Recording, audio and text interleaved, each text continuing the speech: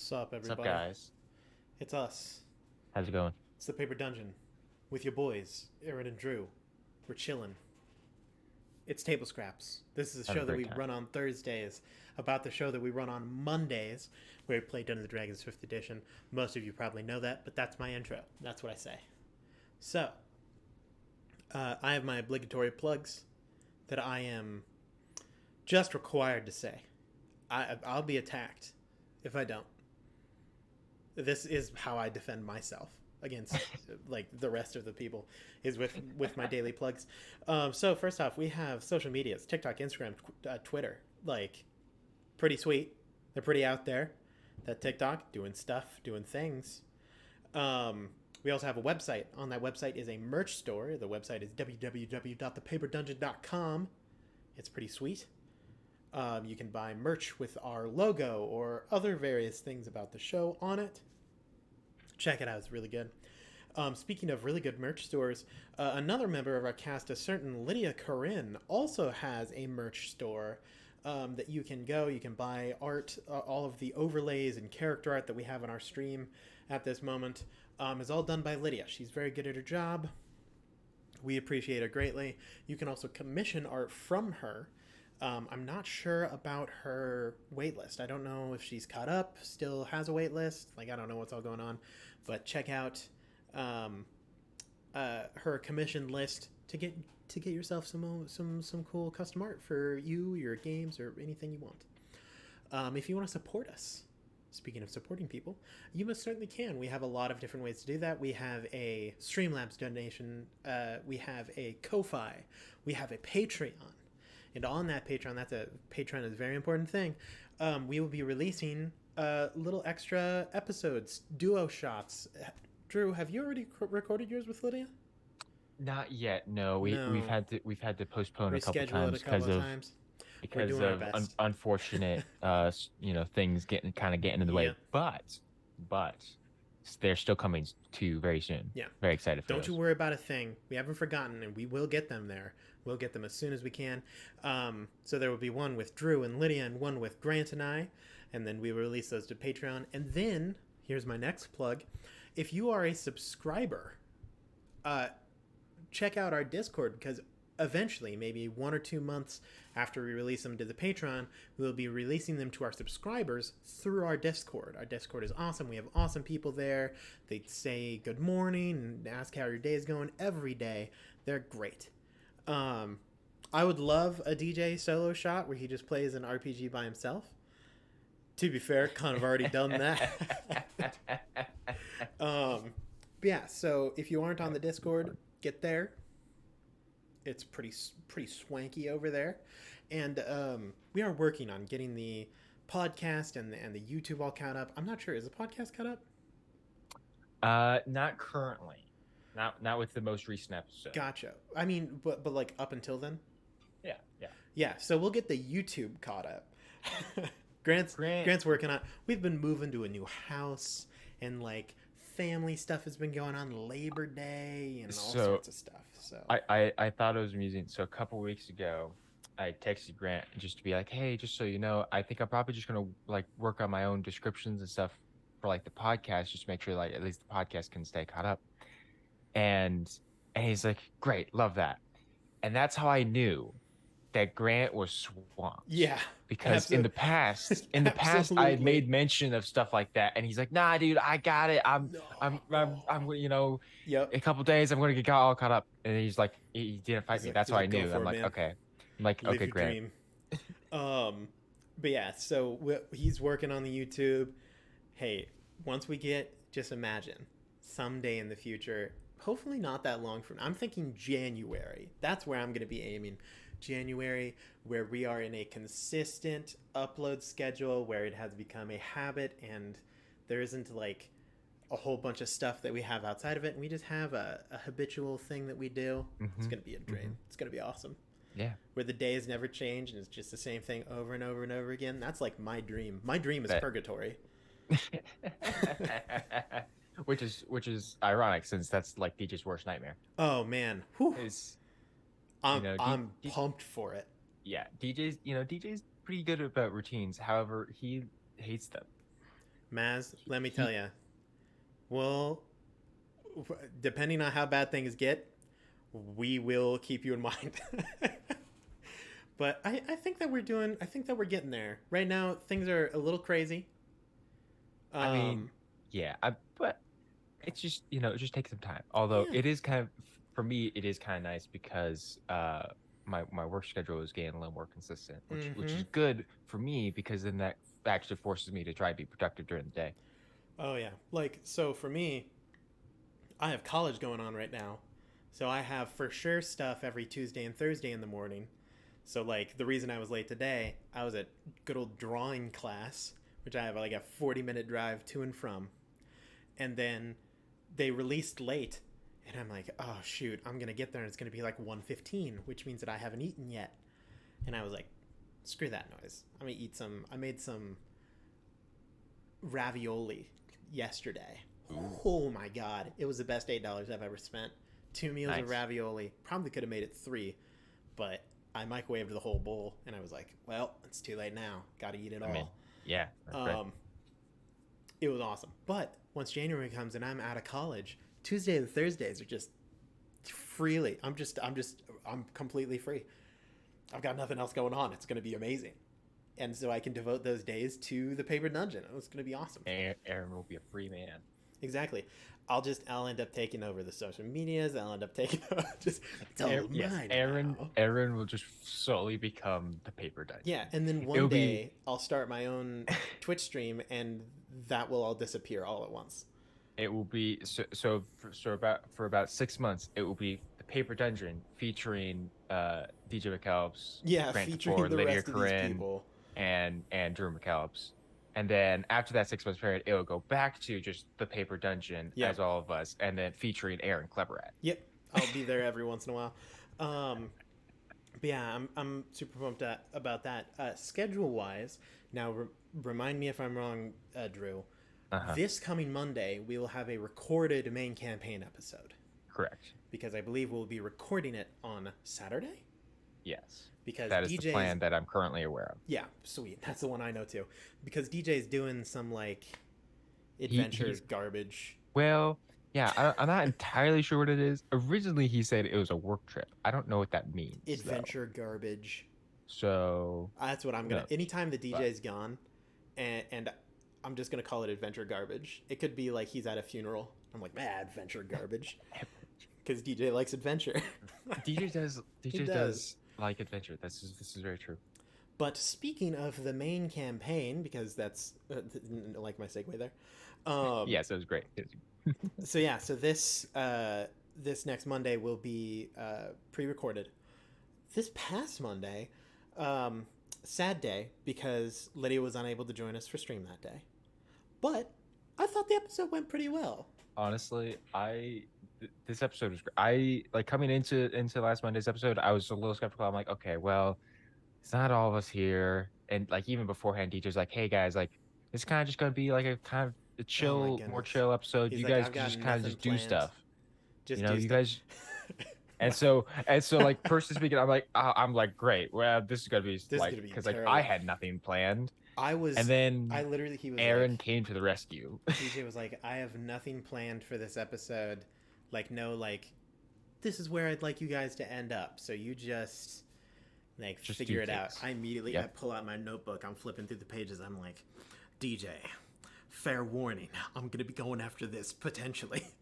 I like listed like 3 or 4 things before the stream that I was gonna ask DJ for, and I felt a little bad because it felt. I always feel bad when it's like a character centric episode and it's my character.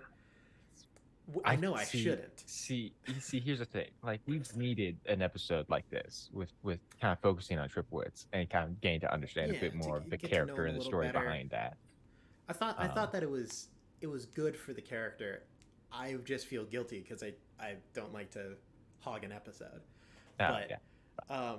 yeah, we learned a lot of different things. We um, learned a lot about Tripwitz. We actually have plans for the future when it comes to the main goal of the campaign. We kind of organized our thoughts and stuff like that. So how the episode went right now, we were a little unsure of what exactly our goal was. At first, it was get back Cather, but then a whole bunch of other stuff came up. A lot So of now this we're stuff like kind of looking for the rods.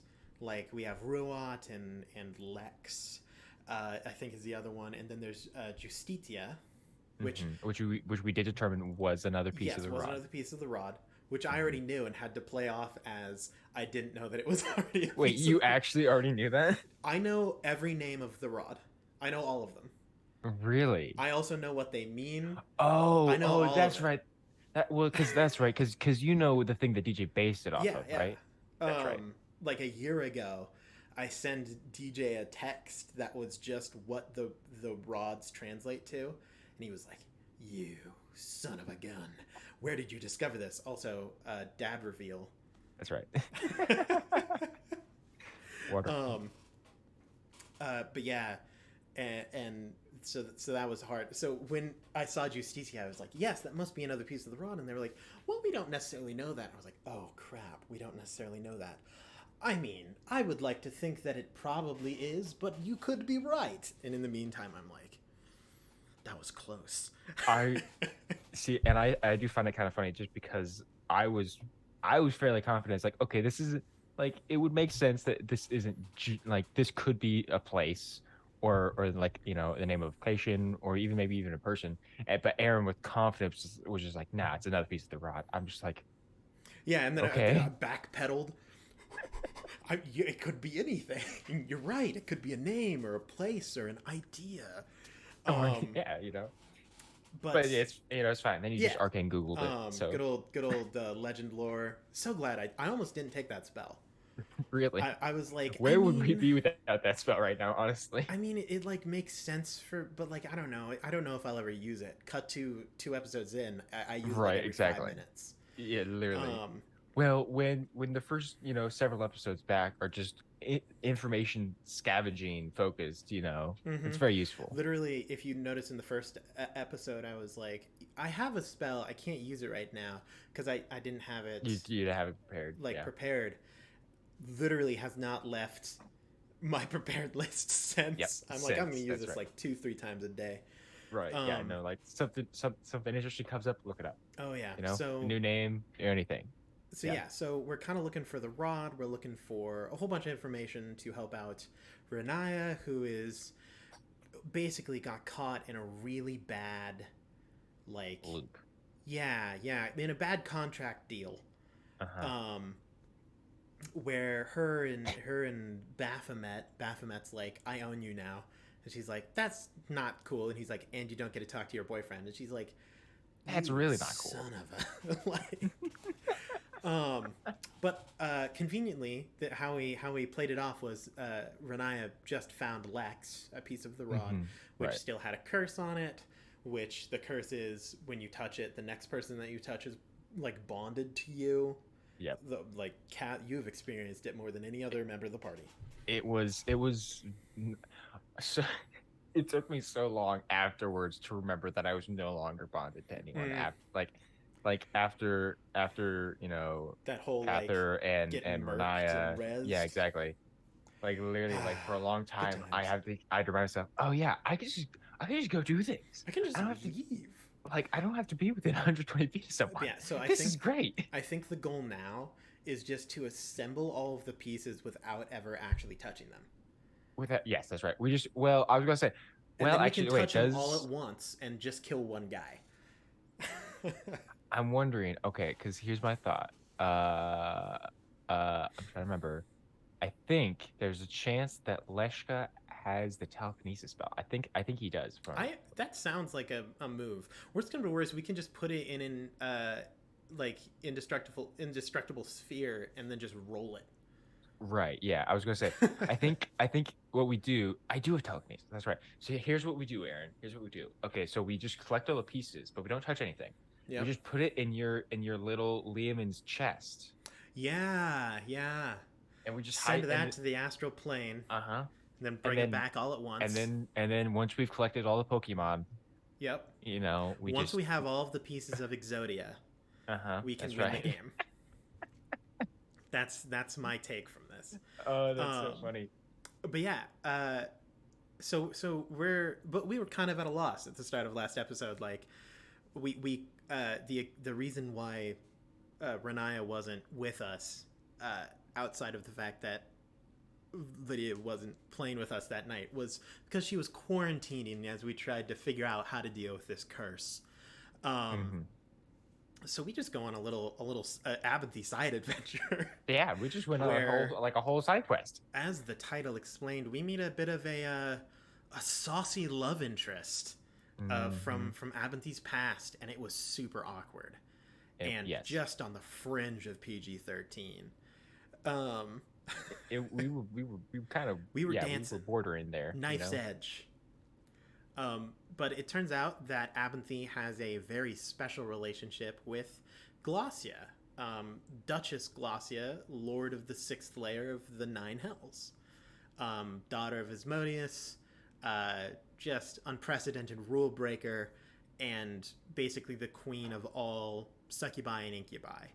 So that was a fun little surprise for the gang, because when Abinthy's like, "Hey, I know someone in hell that might be able to help us out," and they're just like, "So it's gonna be some like demon or something." Did you expect it to be like lord, like an arc devil? That oh no, that you were that Abinthaten. I mean, I was suspicious because of just outside conversation that we had already had about Mm-hmm. Abinthy, about like, and again, also because of like kind of some of his side comments about like meeting different Arcfey Yeah, yeah, or different part, people of like the Pantheon and stuff like that. And so like I Drew had his suspicion of thinking, okay, this is gonna be this could be whoever this someone big. Duchess person is, it's somebody big, right? Now, I did not expect it to be who it was. However, then afterwards, I remembered, oh yeah, Aaron mentioned this before Uh-huh. already, like 2 months ago or Oh yeah. something. And it was just like, oh yeah, this is interesting. Okay, all right. So lore wise, Grotst, who is Renaya's boo, is the son of Asmodeus, which is not a commonly known fact. But Glossia is also a child of Asmodeus, his like eldest daughter, Hmm. give or take. I don't know actually if she's the oldest or is just older than Grotst. So Abinthy's thought was, hey, we got to go talk to Grotst and figure out that kind of stuff. I know his older sister. No. Um, let's go talk to her, see if she can help us out. And so that was fun. One of the things that was difficult, but I think we managed to do, was I really wanted to show that it wasn't that Abinthy was just a massive player, like he was like, oh yes, look at this hot demon lady, and they Hmm. actually have a very like deep connection. There is Right. the like purely physical aspect, Yes. but like a lot of it However, is that they would never admit it, that they actually love each other. Like that's not a mhm, thing. but He they like, totally do. yeah, like she's the like, she's an archdevil, like Lord of the Sixth Layer. Like she does the seduction stuff. She wouldn't be like, yeah, I fell in love with this dude. Yeah, And she let her guard down on exactly, this one he's person. Abinthy. He's like a wandering tailor who has been making his way through different legends and stories and has like changed the world. Time he's not gonna let some story loose where it's like, oh yeah, he like actually loves someone. Now they both know it, Yes, but but like they if would you never asked say them, it. they would be like, Yeah. no, no, no, no, no, Psh, no. What? What? You're That's crazy. crazy. Um, so you gotta have a pretty fun interaction. I loved when Abinthy just cried in the middle of the night, just quietly, and she was like, "No." Yeah, when she, well, and because again, that was kind of the interesting part, because then it showed a bit more into Apathy's character, but then also like her character and kind of their relationship, um, Mm-hmm. being something very, much more than just surface level, Oh which yeah. is really cool. Um, Thankfully, she is able to help us out in some regards. She knows some things, doesn't know some other things, but she gets us to Grotst, teleports us to his palace. And he's gone full Fat Thor at this point in time. Yeah. He's gone full. I mean, not quite full. Yeah. But like, dude's in a not great place. Yeah, he's in the pits. And like 3 good bachelors should. We roll up to his flat. We roll up and we're like, bro, you gotta get over. Like, dude, you got it. You what gotta are you get doing? yourself up. I loved that. I that might have been my favorite part of the episode. Is us just talking to Grotz, because both Leshka and Abinthy are like, we don't know this guy. Yeah, not Edward. This is your time. This is your time. And then meanwhile, Grant's we like set up our game plan, and Grant's sitting there, and he's like, I didn't hear a word of what we were going to do. So, but of course, he's like, yeah, absolutely, I got it. And so we roll up. He gets 3 sentences in. He's like, sup, Renaya has this rod. We're in trouble. There's this other, and Abinthy's just like, no, okay, hold on a second. You know what? Maybe this wasn't a great idea. I'm just gonna step in for just a second here. Just yeah. And then between Abinthy and Leshka, we managed to get across, like, hey, Renaya's in a bad spot. We're helping her get out of it. We can't tell you exactly what's going on because it might put Renaya in more danger. Mm-hmm. And Abinthy was very much like, so Abinthy did a clever little magic-y thing in the fire to kind of subliminally message, that's a lot of subliminally influence Grotz's ideas of what's going on and who he should target. Right. Upon realizing that Grotz absolutely got it, he's like, but you should do it real stealthily, like real nonchalant, because Renaya might be in trouble if you don't. Right. And Grotz is like, oh, shoot, dog, you right? You're right. Maybe I gotta I gotta be careful with this. Yeah, and he becomes very plotting. We learn some more information about the current times and events from Grotz. I think that, if I remember correctly, Leshka had a bit of a realization as to the scale of things. Am I right there? Yes. So I talked to Aaron about this a little bit afterwards, and really, it's just, for whatever reason, like in Drew's head, like, there's like some of these things going on, and part of it was the reveal that there were Fae talking to some of the demon princes. Yep.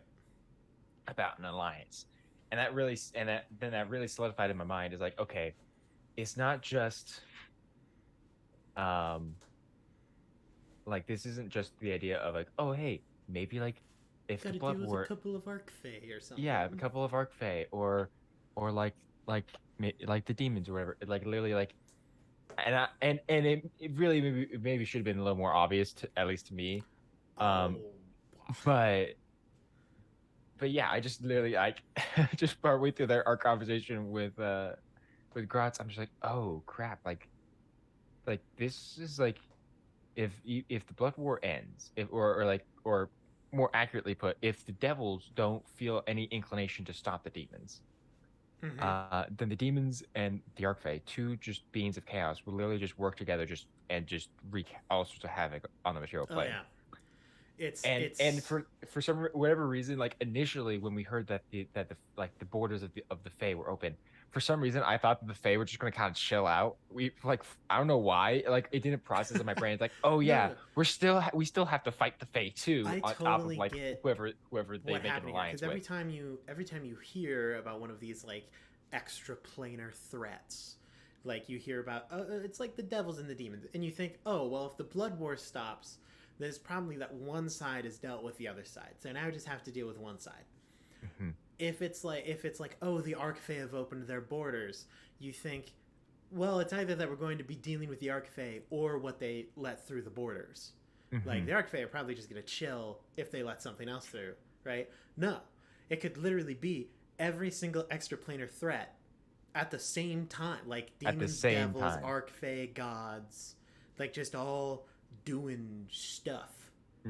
It Um, just like, yeah, and really, yeah, and when I realized it, it's just like, okay, like this is like potentially three different like nations mm-hmm. of extra planar beings that are getting involved. That's definitely going to attract like the attention of like the gods, for instance, right? Which is going to be a whole new thing because it's just going to be it's going to be very very Problematic. chaotic and problematic. Yes, and like literally instantly, I'm just like, man, like both Drew and Leshka were like, man, I would really love it if Katha were here right Yeah, now man, because him and his traps would just be very comforting to me. really, like, dude could just give me a hug. I'd feel really good. Him in his warm, comforting embrace.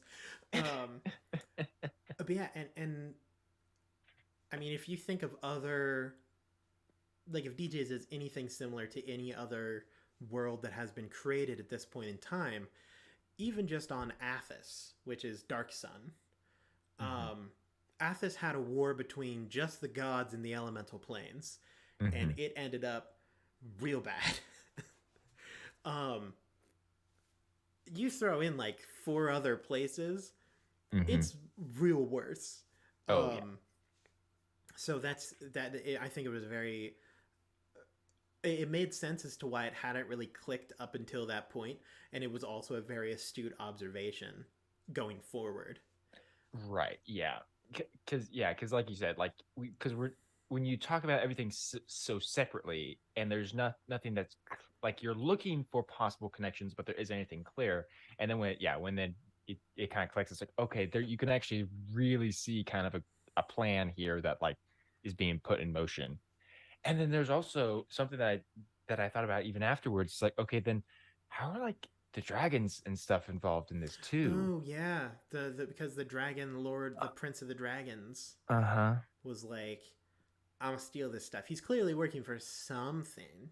Right, exactly. Like, and it's the question of like, okay, are they going to be on our side or are they Mm-hmm. not going to be? Because if I remember correctly, the current king of the dragons, quote unquote, who knows if he has the orb of the dragon king or whatever, Hmm. um, the current strongest dragon who has claimed that title is very much a like I would like a return to the time where dragons like held dominion and were stronger, like Hmm. and held more power over the like mortals of the world. Hmm. Um, so who knows? He could even be working as like a it could have been promised something by the Fae or the demons or the devils, or they could just be a like a completely separate solo party that is like Hmm. like a Kind of a splinter three-way group. war situation. Hmm. Um, who knows? Yeah, I hadn't really thought about the dragons either. Yeah. And that's I mean, that's the biggest question mark that we really have at this point because like I mean, so because they were looking for this list of people, right? Um, and these lists of people seem to be connected to the trial and or the anathema in some Mm-hmm. sort of way, right? Which is definitely a force that we They were know is being active right now, determined working as with the Archfey. sacrifices, if I remember correctly. Hmm. Yeah. So it's just like, okay, so are these people like are the dragons trying to protect this knowledge? Are they trying to use this knowledge? Um, what's going on? Um, very, very interesting and concerning Oh to yeah. say the least. Um, yeah. Also, I really struggle with Miriam because the only thing that I can think of whenever I think of I'm like who what were the names? Oh yeah, Miriam. I immediately say Miriam Webster, and it frustrates me real bad. Um, but yeah, now we have a plan Right, currently going forward. So first point of action is we have to uncurse Renaya. right. Like we're not going to deal with that. Yeah, no, we can't deal It's with that never right now. happening. Like, if we can't find a way to like put the rod back and get rid of the curse, then we have to find a way to Yeah, got to like go to actually, like a public execution or something and yeah, do something yeah. like that. I don't It's know. it's not it's very dark, but the I only mean, we other gotta option figure we out really have. something. Because if you can't, Does it because have to be a especially because like, What if it's just like a bunny or something? see, okay, but here's the question: is a bunny worse? No. That's just an innocent creature, you know? Yeah, we could eat that. Yeah, Yeah, okay, that's it's fair. just cooking. Okay, It's just like, that's fair. That's fair. catch the live prey, have Renaya touch it, and then have her kill it. Or maybe we'll wait for like an aberration or something just to come through the portal, Yeah, just like camp the through the portal. teleportation. Yeah, you Yeah, know. do something like that. We'll figure out something. We have a couple options, you know. But then, after we decurse Renaya, Abinthy's boo, Glossia is kind of rather adept at breaking the rules of planar travel. Mm-hmm. So theoretically, Grotst at least thinks that she should be able to sneak us into Sigil. Mm-hmm. Um, hopefully, if all goes well. Yeah. So then we can peacefully go get Cather, and no problems will ensue. Nothing bad will happen. Nothing bad. We'll get Cather, and then he'll be like, "Don't worry, guys. I found the strange exhaust port in the Death Star that's completely unshielded, and we can just go in there and shoot a little torpedo, and it'll all be okay. And Everything will be okay. And then we'll just delete the paper dungeon. That's right. Because we did it. Like, we don't need to play Dungeons and Dragons. We won Dungeons and Dragons. We won Dungeons and Dragons. Yep. I'm so excited for this. I'm excited for the last day we stream, like Monday. Right, exactly. Although I am, jokes aside though, I am very excited for the idea that like next episode we'll get into Sigil and hopefully it would be nice by the end of the episode. Are you itching for some smite? Yes, I am. I am actually, yeah. Let me tell you, I'm itching to have a tank to teleport. So it's kind of funny actually. So I don't know if you saw Aaron, but a week or two ago now at this point, there was some art posted in the Discord of Cather. Yes, and I did see that. Looks amazing. And I didn't realize how much I missed Cather until I saw the art. Traps. I'm just like, oh man, he's glistening. That's really cool. He's shining. It's his time. Yeah, that's right. So so I'm excited. I'm really excited for next episode because we seem to have an actual a plan as to how to move forward here, which is good. I'm excited to have Catherine back. I'm excited to not have some other caster stepping on my toes all the time. I know. We're like the same character. Leshka is just the worst. I mean, it is. I do find it amusing how often we're like, I'm gonna cast this spell. It's like, that's the spell I was gonna cast. And you were gonna cast it. I was gonna do that. But no, I do. I love Leshka. But it will be nice to have that little bit of extra beef, that little bit extra melee damage. Yeah, kind of that interaction. I'm excited for that missing front line, you know. I'm excited for that Tripwitz Cather interaction. Dude, it's gonna be great. It's gonna be pretty banging. Yeah. Speaking of pretty cool stuff, I'm excited for the implications of the book that Abinthy got. I'm excited for the implications of all the books that we got. The ones that we know about currently are Leshka's, Abinthy's, and Edward's. I'll start with Edward's because why not? So in Edward's book, it was basically like the original tenets of Lanantari, the creation goddess, and like what she originally said and how the world and society should function. And they were basically just a bunch of like three pretty good ideals to have overall. It was like respect yourself, respect others, and don't go thinking that you're above other people. And I don't care about the first two. The first two couldn't care less. I care about all three. Abinthy couldn't care less about the first two. But the third one, Abinthy's all about the third one, because the third one, in a way, undermines the gods. And Abinthy's all about that. Because the third one literally was just like, hey, don't, like, all people are different, but that does not make them unequal. Like, they have different knowledge and power and thoughts and ideas and creativity. but you should respect others, every other living creature as um, an equal. Hmm. Which to Abinthy just says, "Oh, so the gods are blowing it, blowing it hard on that one." Um, Although to be fair though, those texts are before the gods existed. oh yeah, look, that's what Abinthy doesn't care. Abinthy says Lanatari made these things. Lanatari made the gods. It should be assumed that they apply. Done. Abinthy doesn't care any less. Obviously, as a scholar, he would, but at the same time, he doesn't. um, but yeah, so that's an exciting thing. We don't actually know about those tenants yet. Drew has kind of, or not Drew, Grant has kind of kept those to himself. Right, yeah. Um, You yeah, read them alone. yep. But Abinthy is very excited for the. I am as well. I'm actually probably more excited than Abinthy is, which is hard to believe. um, so Abinthy got a book that was about like ancient siege weapons and enchantment and stuff. Hmm. And beforehand, I had sent a message to DJ and was like, "Hey, I was just thinking about the book that I found in the library, and here are like 4 or 5 different thoughts or ideas as to how that can kind of some things that I'm interested in. You can use them if you want, or you can just throw them to the wayside if you have something else that you need." And Hmm. he was like, "Sweet."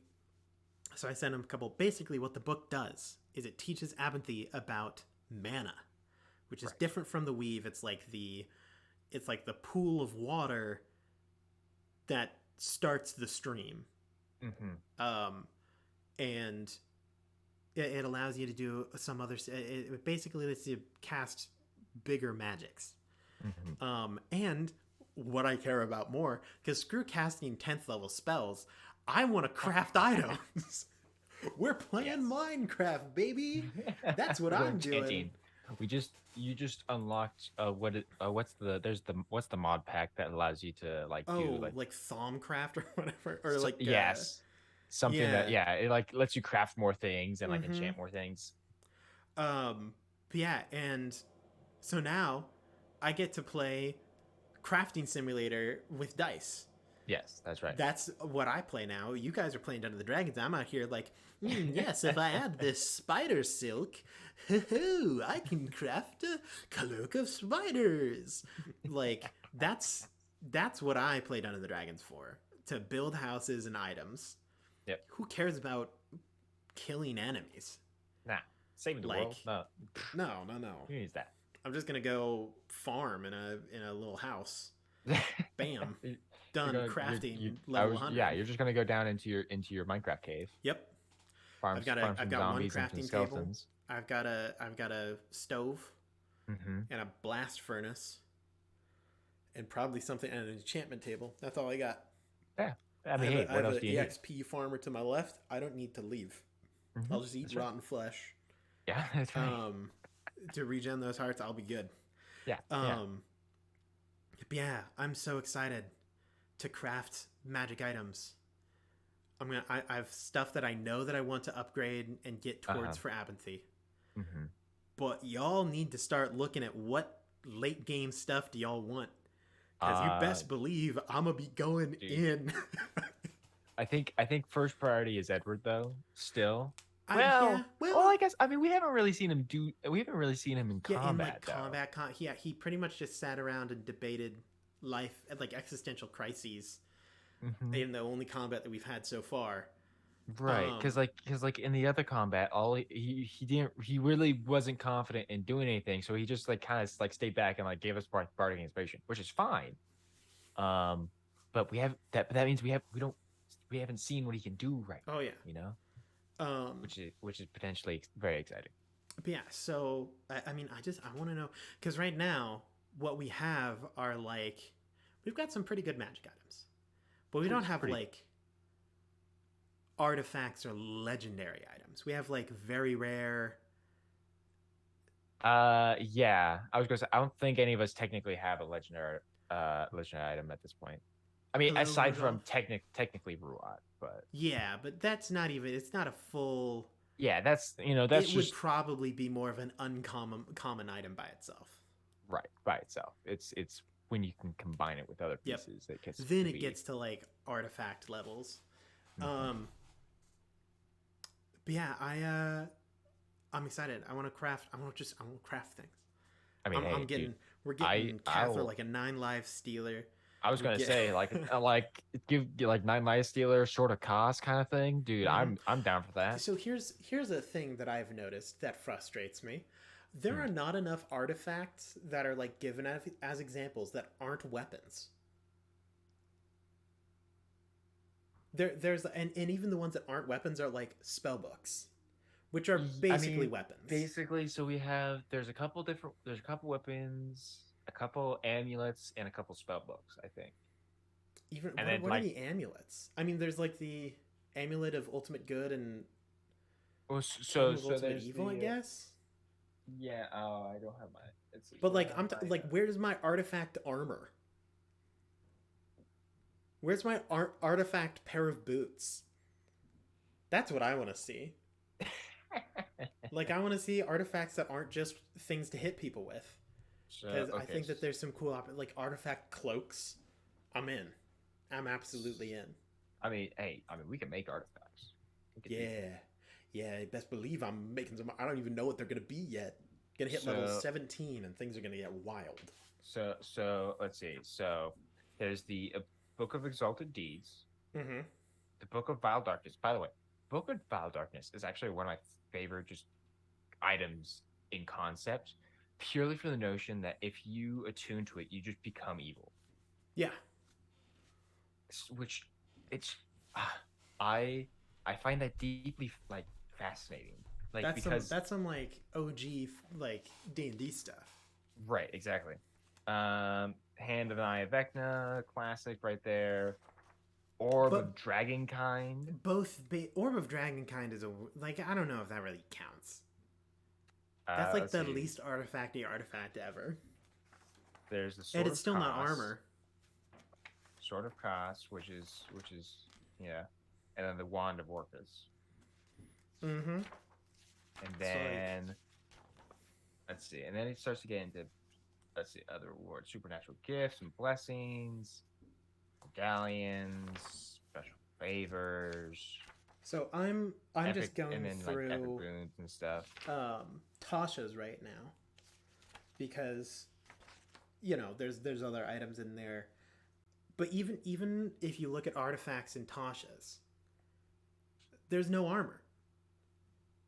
There's like Yeah, there's wondrous items and there's weapons and there's things like that. So like Baba Yaga's mortar and pestle, which is basically just a weapon that uh-huh. comes with another thing that is not a weapon but can be used as one. You've got the Crook of Rao. The Crook of Rao is a weapon. It's a artifact staff. You've got the Demonicon of Igwilv. It's a spell book. Like, I don't care what anyone else says. It's a spell book. Right. Um, let's see. You've got Luba's Taraka of Souls, a wondrous item. It's just a Taraka deck. Does a bunch of cool stuff when you pull Taraka cards. Um, Also kind of a spell book. Yeah, I think the Mighty tricky Servant thing, of Luco. That's the tricky thing technically a suit of armor. um It's a with big like mech. the tricky thing with artifacts, it's just like already made artifacts is usually like those are magic items that are actually like a part of like D&D lore, like significant parts of D&D lore. I mean, yeah. Um, which I think is why there isn't as much like But you diversity with mean it. you mean that there's no specific pieces of D&D lore that are armor?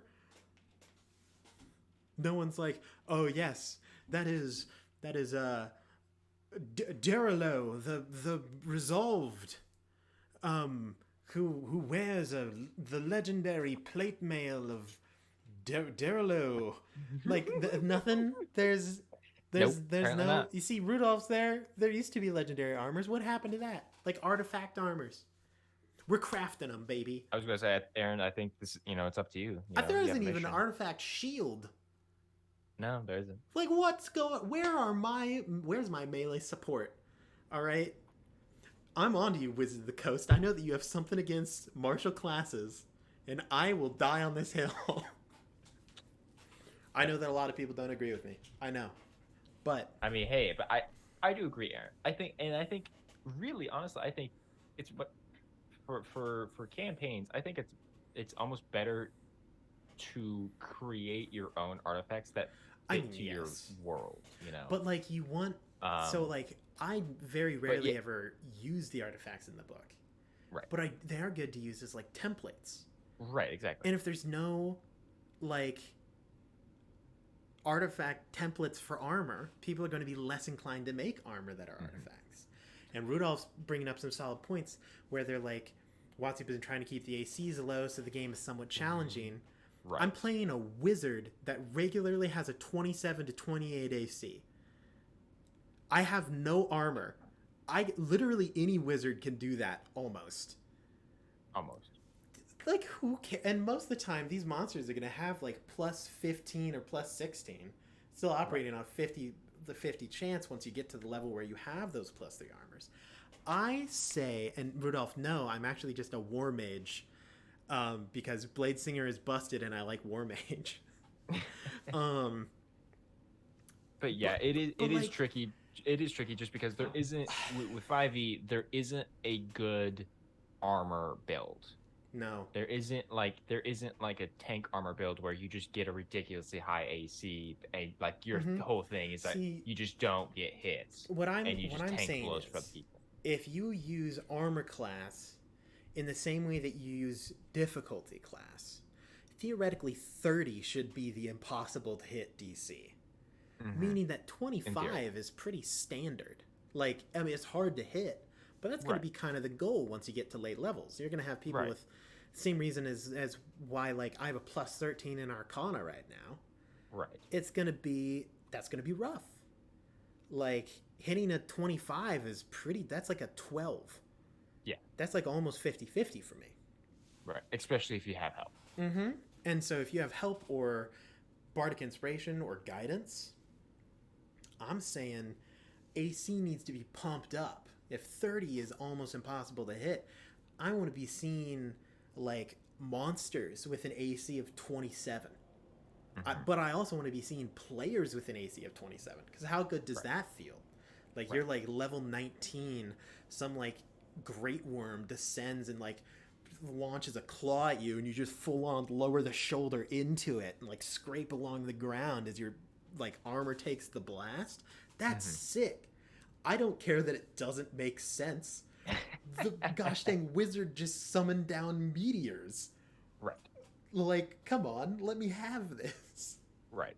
I cry. Yeah, and it's it also falls into the trap of like with how 5e especially with combat is more or less supposed to be structured, right? It's like the whole idea is like, you have a group of like say like 4, usually 4 is about where it is, if not a little more or a little less.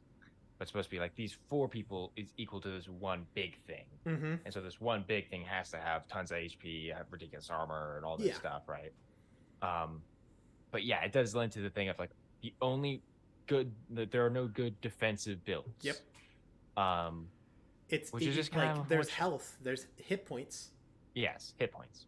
But I mean, shoot, dude, we saw with Tarak, dude. Even like oh yeah, Tarak was useful, but man, like he got knocked down quickly in quite a few most combats. of my gameplay was getting hit and then healing myself, and then getting hit again, and then healing myself some more. Sometimes I'd attack things and it was pretty good, but if I attacked things, then it's more likely that I'll die. But it's I would say that the only one who's really good at consistently taking massive amounts of damage is probably barbarians. Yeah, just because they have you have a ridiculous amount of health and you take half damage. Basically. Yeah. To be fair, even in first edition with a negative 10 AC at high levels, it was still a 50-50 hit chance. See, I'm fine with it. I just think that it should be the same across the board. If it's 50-50 to hit, then it should be 50-50 to hit for everyone. Monsters, players. I want it to be up there. Because right now, let's say if you have a +3 shield and +3 plate, that brings you 21 to 20, what, 25? So 26? +3, that's 21 with +3 plate, and then even +3 shield, that's additional 5, so that's 26. 26. So if you have a 26 AC, and it's really hard to convince someone to give you +3, because those, for some reason, a +3 immediately upgrades the status of the weapon from very rare to legendary. Literally, like, even the Staff of Power, which both you and I have right now, is a very rare magic item because it's only a +2.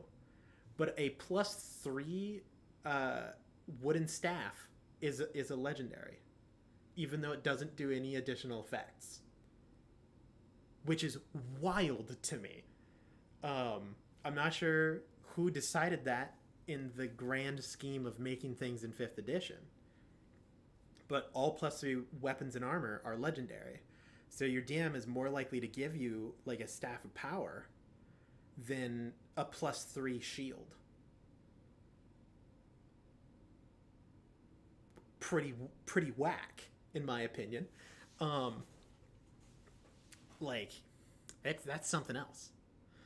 So it's hard to get to that 26. Most likely you're going to be out at 24, which, let's take a look. Let's use, what book do I want to use as an example today? Probably. What's your many monster books? I'll use a monster that I've been looking at recently. It has so this is like level 20 final fights kind of deal, because this is a challenge rating 28 monster. 2 hit, +17, which means that if you only have a 24, they're succeeding way over 50% of the time.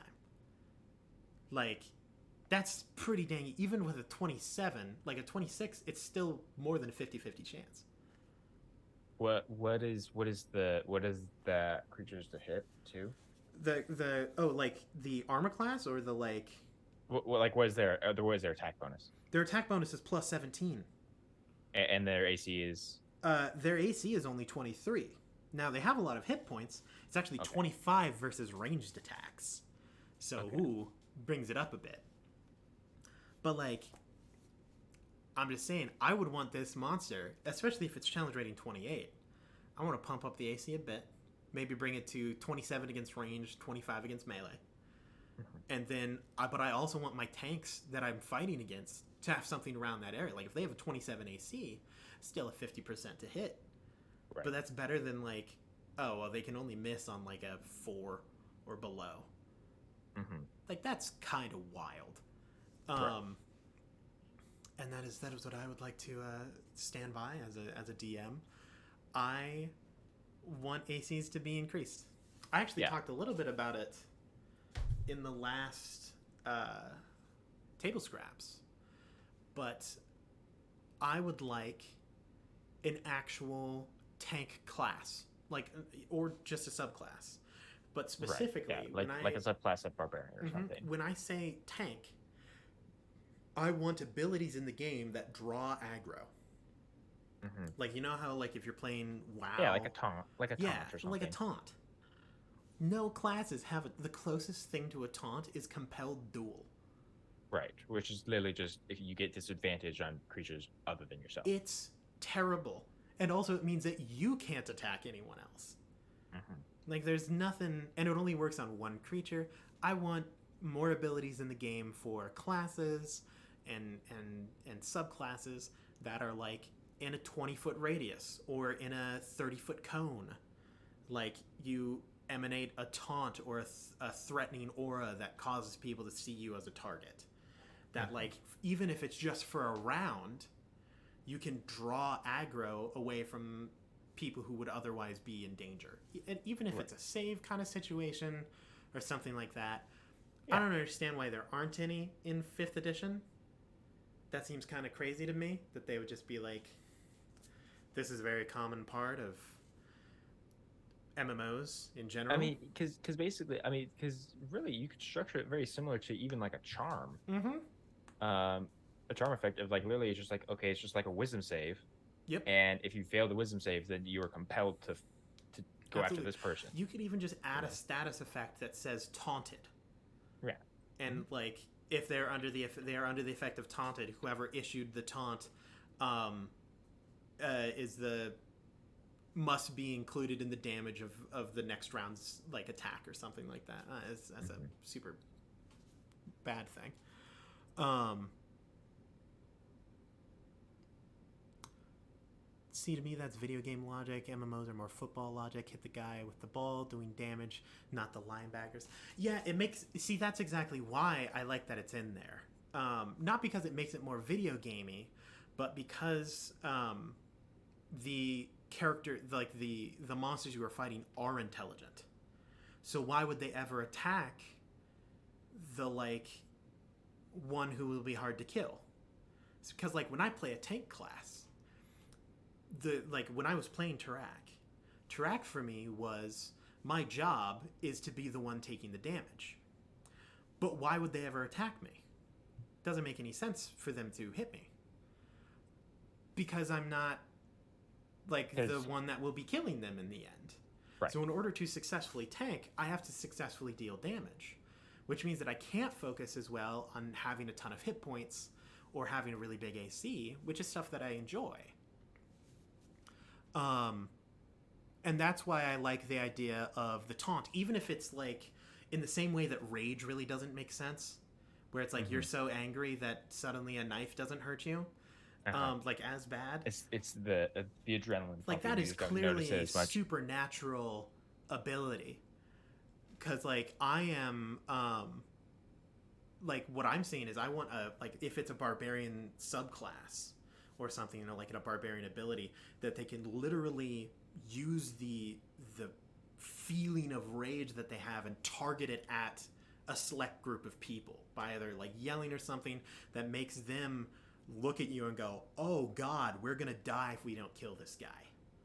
Like that purposefully shifts those intelligence creatures' focus towards this threat so that they can be taking more damage. It doesn't have to be a like I drop a thing here and bam. Like you can come up with reasons for it, but I like the idea. No long intelligence creature. Now low intelligence creatures would just hit news near. Yeah, I like the idea of being able to draw that aggro towards the tank, and it lets you feel like you're fulfilling that role in the party more. Right. Yeah. It's just because for the most part, most builds is just okay. What's the most amount of damage I can do, Mm-hmm. and what are different ways I can do it? And there's some builds that are more like utilitarian, but even then, it's just but yeah, it's just like for the most part, it's either just lock something down and just try and blow it up Yep. instantly. Rudolph brings up another point. This is already a mechanic that is in the game, the intimidate check, like intimidation. Right. The thing is, since there's no rules in the game for using abilities like that in combat, like how many times in a game have you been like, hey DM, can I attempt to like intimidate the person that I'm fighting? Right. And I think even in the rules it says that that's an action. Right. Like to do those kind of typically things. too, if you're gonna do an intimidation check and you succeed, that inflicts fear on them, meaning they want to run away from you. Yeah, and so if there was like if there was an option, like a form of attack, like if they were like, you know how there's the like in the grapple section there's like different types of attacks. Right. Yeah. Yeah. Like grapple and trip and push. shove. Yeah. Like if there was one that was like in place of one of your regular attacks, you can make an intimidation check to cause you to be the focus of their fear, and then they are taunted. I'm still in. It doesn't even have to be a class specific ability. Like that, I'm super down for that. Or if it was a class specific ability, just saying that you make a contested intimidation versus their insight, and then Yeah. if you save, succeed, then they perceive you as the main threat for the next round in like a 30-foot radius or something like that. That's what I'm. Yeah, the second edition morale rules. I'm super down. I love that kind of stuff. There's not enough interaction with, because as a tank main, as someone who like mainly plays support and like tanky characters, it's a struggle to be like a melee person and then have people choose to attack you. Because it's like, I don't know, why would they? Right. Yeah. There isn't. Yeah. Yep.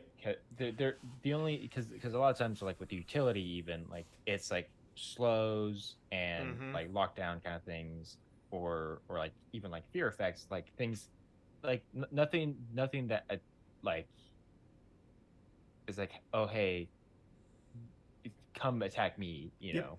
And if they're and all of those things that you mentioned are almost always used by magic casters. Right. So it's like, even if you're like, haha, debuff, you're not going to be playing a person who they look at you and they go, you just tried to debuff me, I'm going to beat you down. And you go, right. Thank God, that's what I want. Right. Exactly. Like, instead, all it does is draw more aggro towards the people who are like little squishy people. Yeah. It's one of my biggest flaws when it comes to combat. It's so hard to interfere with things that you don't like. Right.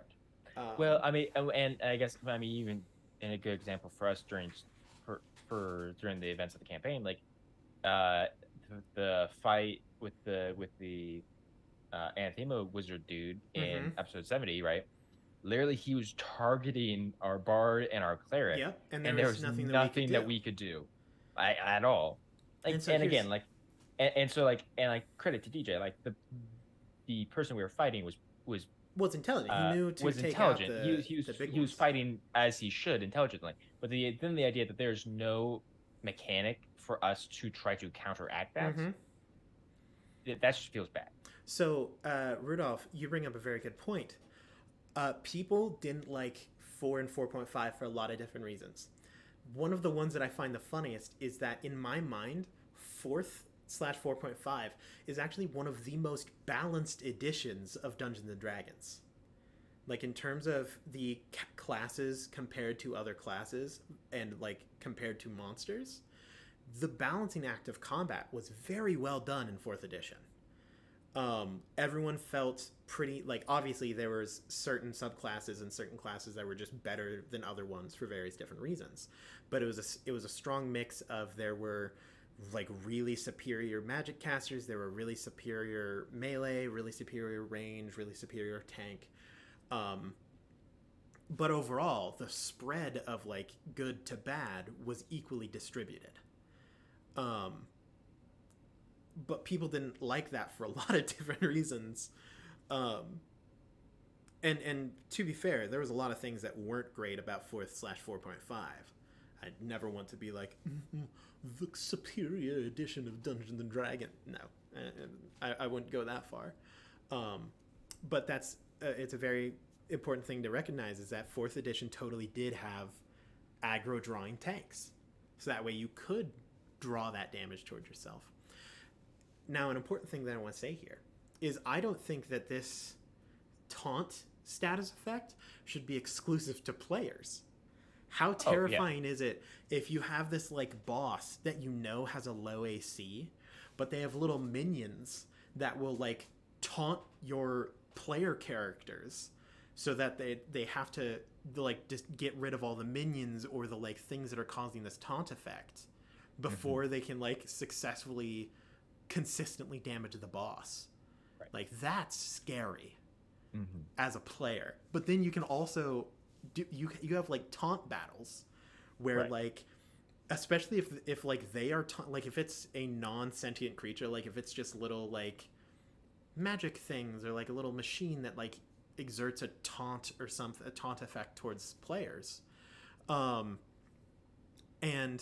you're like, damn, your ADC is getting like absolutely hit by these taunts and trying to destroy these machines, and meanwhile your tank is taunting the boss, and it's just a question of which one of the taunters will survive longer. before their ADCs can actually start hitting the ones that are important. Like, I think that's a super interesting effect when it comes to combat, is that taunt mechanic. Right. And as a DM, my heart, it quivers in my chest just thinking of it.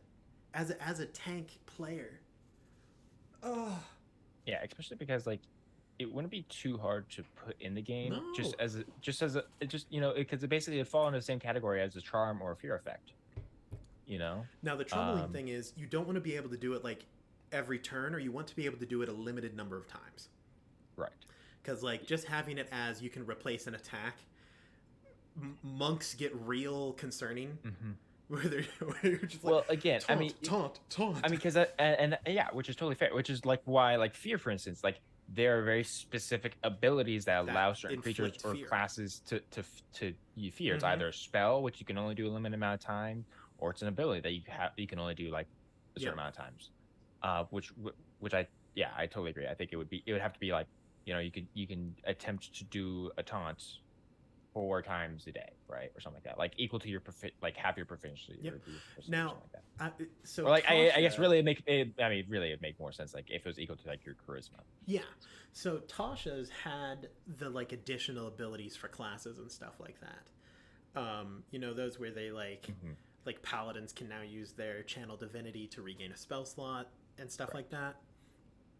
I would totally be down for them adding just that taunt ability to like each individual, like the martial classes that they choose. Well, I was just gonna say it could literally just be a fighting style. Or a fighting style, that would work. The trouble is barbarians wouldn't get it. But then again, no, because would barbarians be too good if they could taunt? I mean, barbarians would certainly benefit the most from a taunt. Maybe, but then again, it almost feels better because barbarians have the capability to just do that like strong damage capability. Like if it went to as a fighting style, for like fighters, rangers, paladins, I'd be down. I mean, yeah. I mean, like for instance, like just think about it, like because again, like with Tarak, even like that totally makes sense as something like as that's a trained style of combat. If I had the option for a taunt, and yeah, I agree with Rudolph. It is difficult to make it charisma, because also then it just means that paladins are just like the best. Yeah, still. Exactly. Which I do agree with that. Which is what I think. So I think if for instance, if you had it tied to like a fighting style, I think then it would make sense that if like your number of charges would be like close to your proficiency, because again that has to do with like your training with it. So hear me out. If you take the taunt thing, you're going to want to be tanking, right? Like you're not going to choose taunt as a like, I don't want to get hit. Have it be your constitution modifier. Well, I just had a thought too. Like you could even just make it like a feat. A feat, that would work. I kind of like the fighting style though, because then you can still take the feat to obtain a fighting style. Yeah, I suppose that's fair. Yeah, I'm a big fan of the fighting style thing, but like if you make it like they have to make a wisdom saving throw versus 10 plus your constitution plus your proficiency, or something along those lines, just so that way they have a DC to aim for. You don't have to make a check, but they do, because you don't want it to be an automatic success where it's like I taunt every creature in a 30-foot radius and there's nothing they can do about it. Well, I was gonna say, I just now remembered, isn't there with Battlemaster, I think there's a battle maneuver that is some sort of taunt. You can make it so that they have like disadvantage on attacking people. Is it just one of those? Yeah, it's just one of those things. I was gonna say because that would also make sense of it being like a battle maneuver. Battlemaster is thriving with a taunt mechanic. Battlemaster is already one of my favorite support classes in the game, but they are thriving with a taunt mechanic. I should probably change change the title if we're just gonna be talking about taunts. Well, I was gonna say we went already, classic table scraps. We talked about the episode, right? Yeah. This past Monday. Now we're just talking about normal D&D stuff. This is just what you and me do, Aaron. We just need. Okay. I can't wait. Someday, Aaron, maybe we can have like an actual set, and it'll be all nice, well put together. We'll have our books around us. We could just, and for like an hour, we could just talk about D&D theory stuff. So here's what my idea is, Drew. Once I start out my own stream, I'll just have a rule corner. And then like once a week we'll get on for like an hour and a half and just talk like, what's the deal with long rests? Dude, right? come on. Like what's going on? Dungeons and Dragons. Okay, so Ryan just brought up, so Warlock has Tomb of Levistus, which as a reaction to like being attacked, you can just entomb yourself in ice. I am legitimately, that would be, I am okay with this. This sounds awesome. Yeah, 100%. That's just a good combo right there. This is some, because I don't think that adding taunts into the game makes it worse ever. Yeah. I literally can't think of a situation where having the ability to successfully draw aggro at least a few times in combat is like really bad for the game. So just a warlock, you take a feat to get a fighting style, and then you're just like, dude, the whole, like an army is chasing your squad. The warlock just turns around and is like, come at me, bro.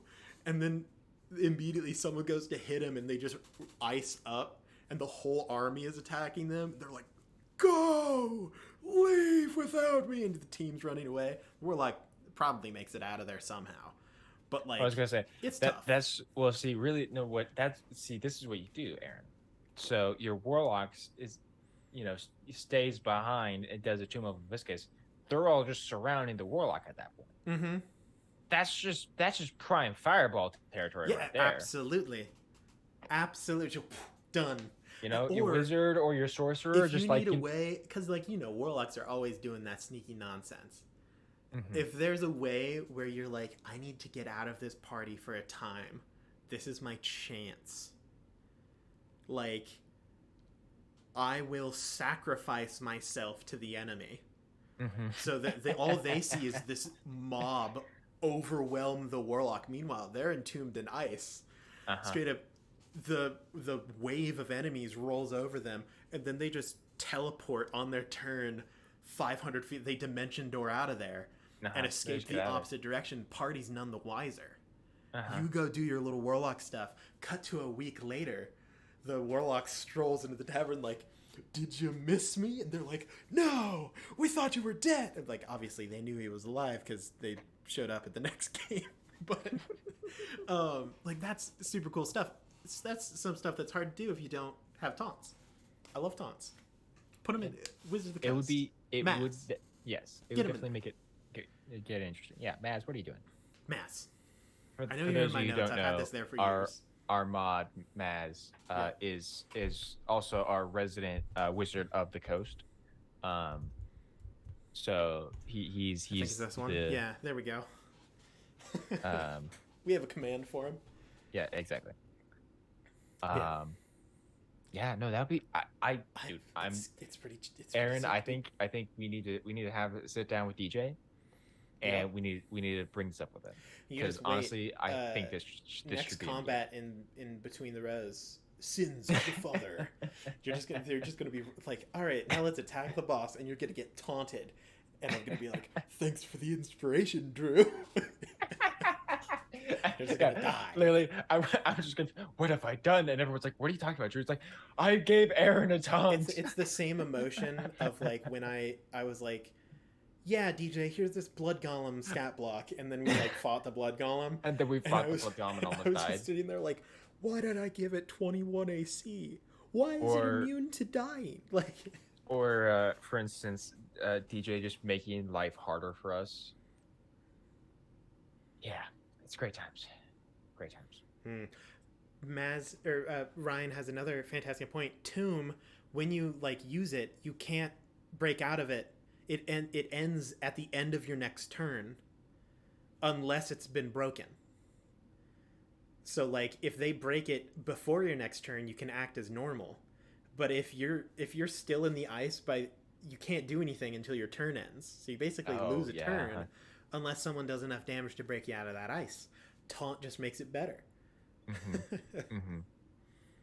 Unless there's enough people that they break the ice and then still attack you, Yeah. just you. Yeah, there's like 70 people and you're like, It's I may but you know, have hey, advantage. it's been that high risk, high reward kind of stuff. Yes, man.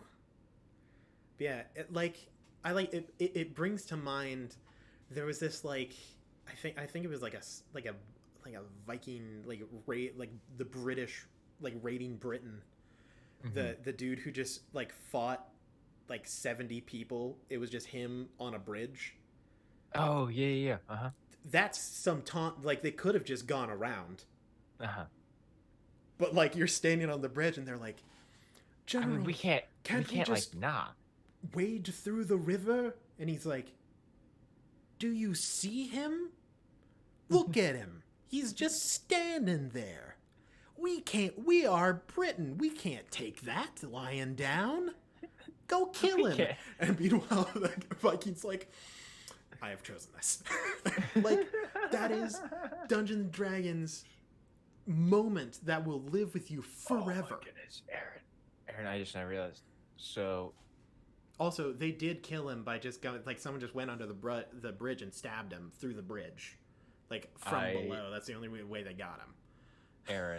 Aaron, okay, dude, I see now. I really want this in the game now, because I just now realized, right? Taunts plus Polar Master Sentinel Samurai. Mm-hmm. You can literally just have everyone charge at you, just Sentinel attack all of them. They can't get any closer to you, so then they're just 10 feet away from you, and they can't do anything. Yep.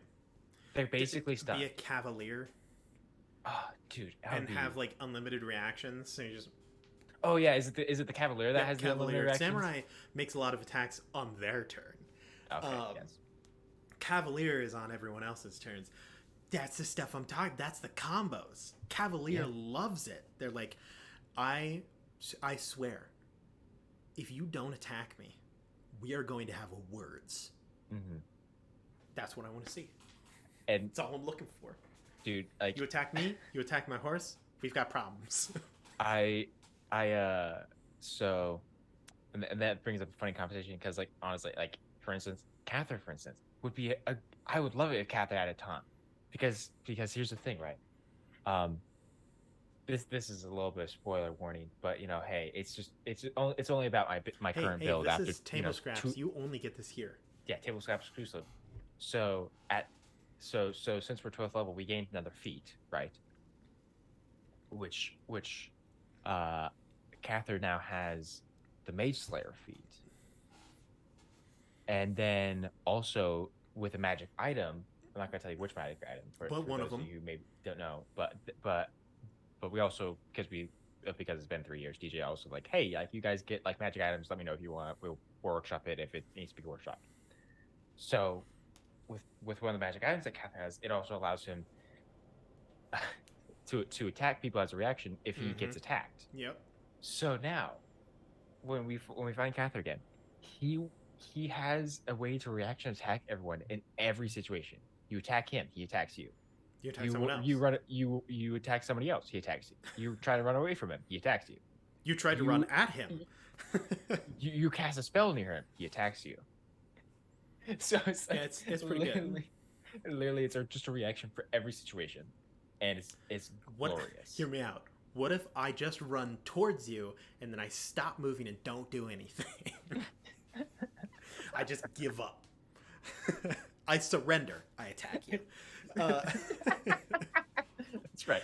No, you surrender, but see, then I get upset because that's like, well, no, you have to have no. That's that you surrendering it is an attack on me. Yeah, emotionally. Exactly, you know. So I emotionally attack you. I just cast what is it? Vicious Mockery. Vicious Mockery. Screw you. What's going on, punk? Yeah, there's so many good taunts. So much good. I think it also adds to roleplay, and you could also other classes could gain taunts as well, but they're like more targeted and like ranged taunts. So like bards would be really good taunters. Like, could you Bards imagine would bard be. subclass heckler? Oh my god. Like yeah, like and like they literally could just use they could just use their bardic inspiration, Mm-hmm. like a charge of their bardic inspiration, and And then yeah, they can add like a or subtract a d8 from their roll to save against being taunted. uh-huh. Um, like, and it's just like bard subclass Or heckler. I'm well, so actually, down. well, You just so get to that would play be Statler and Waldorf. because actually, so it's something I think maybe what it could be, Aaron, like you use a bardic inspiration to taunt someone, and then you roll you die, and that actually increases your AC. Mm-hmm. And so then, because then when they attack you, there's a higher chance that you don't actually get hit. Hear me out. You roll the d8. That's how many rounds the taunt lasts. That would get a little broken, I think. You just roll the d8. You get to like the d10 of bardic Yeah, inspiration. like You the roll a D 10, like you're D12 or whatever. You Yeah, it's just never like, get to do anything this combat. literally, because then literally, it's if you roll a 10, for instance, the bar just is consistently just running away. As Yeah, this they're dude like, is just chasing Don't it. worry. Actually, so interestingly enough, there was a fantastic YouTube series I watched about LARPing. And that Okay. is legitimately one of the most intense scenes in the whole YouTube series. So Oh, okay. to give you some context, this person, he was playing a rogue, way too invested in his character, steals the DM's notes. The DM finds out. Really interesting. The DM's like, you don't get to play that character. This is your punishment for like cheating at the game. So he like struggles to find a new character that he like really is invested in. They keep dying. Eventually he lands on a bard, and they're like, dude, you have to stay as this bard. Two rival LARPing groups, them and another one that they previously made enemies with, arrive. The enemy LARPers try to kill them. As they approach, they're like, oh, it's time. The bard is like, I cast this, and he has a hurdy-gurdy. That's his musical instrument. So he plays a little hurdy-gurdy song, and then he's like, you gotta come with me now, and then just starts sprinting down the path with his little hurdy-gurdy until eventually they catch up. But because he lured the entire enemy group away, even though he died, they were able to like successfully like disenchant the thingamajig that they were all protecting and stuff. It was like a super cool scene. I love that jazz. I'm Dude, super in. That's great. That's Like, I love that. that is both yours and mine's reads. Like just literally just like going out in a huge blaze of glory. Oh thing. my goodness, there's nothing better. Yeah. There's nothing better, especially if it works. Like and like it yes. actually turns out well. Like sure you died, but you defeated the big bad, and it wouldn't be possible if you hadn't have sacrificed yourself at the end. Like ugh. So Ryan, it depends on the ability. So that's what I'm thinking. I think that like as a martial, like if for the fighting style, it should be a smaller radius around, like at most a 15-foot wide radius centered around your character, or like a cone or something, but it has a pretty short distance. The bard should be able to do select targeted taunts at a farther range. I'd agree. And stuff like that. So like the melee fighters, you shouldn't be, as a melee fighter, be like, you suck, and shout at like 70 miles away. But the bard, who can just like and just be like an absolute nuisance, and just like target call out specific people. And you could like, as your level increases as the bard, as the like subclass heckler, be able to target multiple people with your ability. Right. So like you could like have up to 3 or something by the time you're like pretty late level. Or you could even have the taunt target someone else. So like you're like, hey, the barbarian said your mom's a whore, and then they look at the barbarian. Like that kind of stuff is what I'm talking about. Yeah, dude. That would be really fun. For bard class. Oh my goodness. Like that, I love that jam. I think that's awesome. Absolutely. If you are actually able, in the same way as like if you actually have a good vicious mockery, like if you're actually calling someone out and you're like, oh, that actually hurts. If you can taunt someone successfully in real life, that's a game changer. That's what I'm saying. I think that the Muppets, Statler and Waldorf, are Muppet bards subclass heckler. Subclass heckler. Could you imagine rolling up to a D&D game, you and a friend, and you like walk up and the DM's like, all right, so what are you two playing today? And like, oh, I'm playing a bard, and they're like, oh, no way, I'm also playing a bard. And then you get in the game and they're like, yes, my name is Staten, and I am Waldo. And you're just like two old men who walk onto the battlefield and they're like, wow, I haven't seen someone throw a sword like that since I was 20. Then again, I'm blind. Like, just little things like that. And just like absolutely heckling people just on the battlefield, two old guys. Like, I'm in. This is the joy of taunts. That would be absolutely hilarious. Oh my goodness. I would love if one day we would go back through the episodes of Table Scraps and just have a compilation on YouTube of Aaron and like talking about just rule ideas. Yes, 100%. Oh my goodness. The Peacock Kenku or like Arakakra, who their taunt is they're just like, ha! And then like their feathers show up and everyone's like, you suck. What's going on over there? And they like just run at the peacock. Like, oh my goodness. Dungeons and Dragons, cooler game with taunting. Honestly, I think you're right, Aaron. I think we need to get on top of this. Yep. Wizards of the Coast. I am currently employed, but I would accept an internship. I don't want to.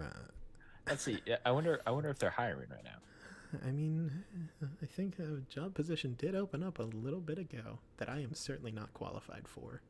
But if you raise someone from a lower level and just promote them, that lower level position, I mean, hey, I'm in. Also, Ryan, I want you to know that a mastermind rogue Kenku Peacock is literally just the enemy from Kung Fu Panda 2. Have you seen Kung Fu Panda 2, Drew? Oh yeah, no, 100%. Yes, Thank you. I was okay. Low key, Kung Fu is great. Not low key. I mean, I was gonna say not even low key. It's just great. You're totally correct. Especially like, personally speaking, I think the second movie is my favorite. The second movie is incredible. Yeah, like the first one has solid. a place in my heart. I cannot say that it's worse than the second one, but the first one is good as like the core of the movies. The second one is good just as a movie. Like, it's just a good movie. It's just really good. Kung Fu Panda 3 was fine. So Aaron, okay, so if we're looking at, do you want full-time or intern? Or contract? I don't think that I have enough time for a full-time. Okay. All right. We'll just, unfortunately, there are no intern positions currently available. There are several full-time positions open. Oh, hit me with them. So a lot of these are actually either remote or in Texas. Hold on. Or Washington. Hold on, I need to change the title of the stream.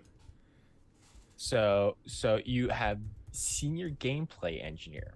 That sounds interesting. This is the most clickbaity title I have ever had for a stream. Let's see, and then you have so let's see, and then you also have these are 3 art positions open, all in Austin, Texas. Senior principal environment artist. No, sorry, I can't do landscapes. Senior principal VFX artist. I can't do visual effects. Technical animator.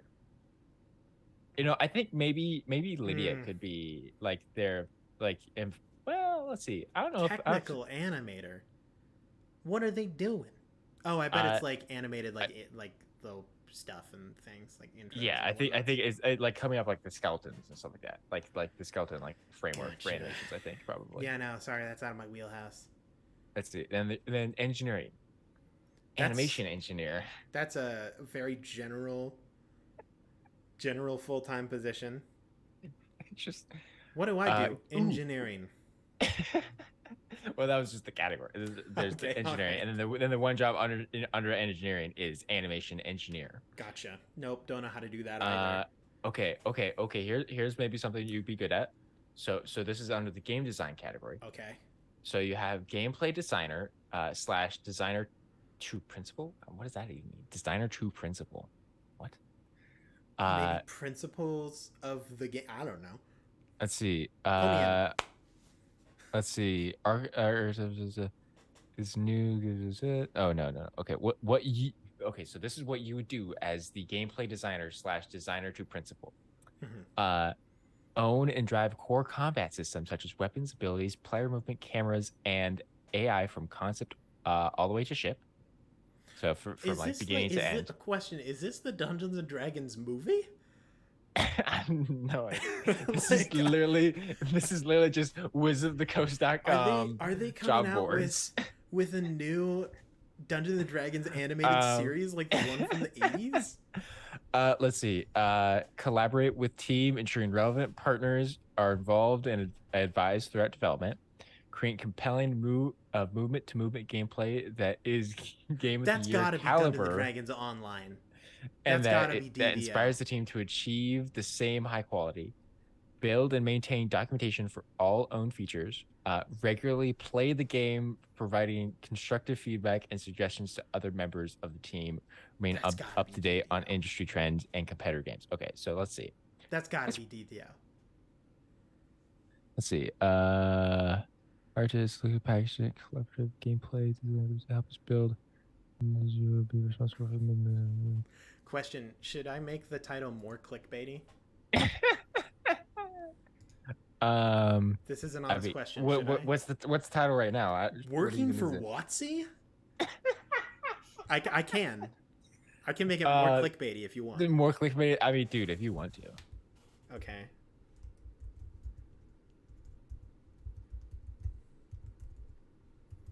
Okay, yes, yeah, it is for video games. Done. We are building a development team with world-class talent to create a new science fiction universe for our first multi-platform role-playing video game. Okay. Okay. Nope. Sorry, I don't play Yeah, no, DDO, so I'm I out was of it. gonna say, yeah, we're out of it on that Also, one. the title has been updated. Okay, so let's see. So then there's also lead level designer, which is also for the Ah, video falling game. apart, Drew. And then level designer slash designers or principal, uh, which I don't really Probably the care to same figure stuff. out what the difference is between those. Uh, there is a producer slash senior producer open, also for the video game. Super not qualified. Let's see, and then there's a QA manager position open, also for the video game. I mean, that's maybe more doable because I feel like you don't have to, like you said, Q&A. Not QNA, QA. Oh well, no, that's I probably don't not even know what there. that means. Like, what is I that? don't know. Quality assurance, probably. Let's see. Okay, see, these are some of the requirements. 8+ years of QA on multiple AAA titles. Yep, I've done that for sure. Done that for sure. Ex- Experience in building and leading a QA team. Oh What yeah, the I want to know, what is a it's QA quality team? assurance. It's gotta be. Let's see. Quality assurance. Again, to draw our It's team gotta be. securely and I maintain don't a know if high it's bar for quality for our first game. The ideal quality candidate is. assurance. Yeah. Yeah. It's Okay. gotta be. As a business major, It's probably that. You're probably correct on that. Let's see. And then also, if you so haven't that's read the title now, Drew, it's working for WotC, and then in parentheses, not clickbait, in all caps. to make it more clickbait. Yeah, it's way more That's right. clickbaity now. So okay, so I just remember that. So I missed that before. These are also split up into different companies and studios that work for Wizard of the Coast. Oh So my all the goodness. video game stuff that we just went over, those are all for the company Archetype Entertainment, which is the company AE Sports. which is building uh the video game stuff. So now we're getting into Atomic Arcade, Oh which yes. Now hear um me out, Drew. I think we might be on the wrong topic because we don't play Dungeons and Dragons online. We play just Dungeons and Dragons on table. look, dude, I mean what I mean, okay, here. I tell you what. I'll see if I can find something that Yeah, is do better. As my secretary who looks for jobs, let's see. I'm gonna Let's have to see. ask you to What be is better. what is it? Maybe do I go to D well is there dnd.com? Does Oh, that exist? probably just Wizards of the Coast Seattle, Let's see. D something like that. I'm just real quick. I'm just gonna So say here. just so y'all know, you listening to the chat while Drew finds me a job, uh, if you have any questions or statements or ideas that you would like us to talk about, we are certainly welcome to them as we always are. Because right Okay. now we've got 18 minutes to find me a job on Wizards of the Coast. All right, let's see. So, events, article, media. Where's the join us button? I'm not Mm. seeing that. No, that's because they don't want you to join them. They say Wizards of the Coast. You know what wizards become when they've been alive this long? Liches. What liches? And the thing about liches is they don't like to share. I look, Chris Perkins, I'm on to you. We all know right. that Chris is not actually bald. It's just a skull cap. Because he doesn't have hair, and he wears a flesh mold. He's worked on every edition of Dungeons and Dragons, Drew. Uh, yeah, he has. There's no way that he's How not. old is Chris Perkins? Because He's was a it he lich. was like Does in that it? matter? Wasn't he like 17 when Yeah, when he he was. I worked don't on even like know if he was D&D 17, first dude. edition? I think he started off as like an unpaid intern or something at like Yeah, I think 15 so. or something. Um, so I'm on to them. I know. Teach me your secrets of immortality, Wizard of the Coast. I'm down. Like, where is your philosopher's stone? I would like one of Okay. my own, Okay. please. Oh, okay. Here we go, Aaron. Here we go. I found something. Okay. Yep. So there's jobs for digital Dungeons and Dragons, and then just jobs for Dungeons and Dragons. Okay. Ooh. There are two jobs listed under just Dungeons and Oh. Dragons. You could be a producer, Mm-hmm. or you could be a senior concept artist. I'm not that good at art. Pretty sure it is. Although you'd have to move to Washington, by the way. I mean, that was originally a plan that I had. So let's see. Well, okay. So three plus years experience working as a producer, project manager, or similar game project management position. So what Don't. I'm hearing is, in 1 year, I will have that. I was gonna say, yeah, in 1 year, exactly. That's right. Yeah. Strength in communication, organization, ability to drive projects forward with a Oh. highly matrixed What?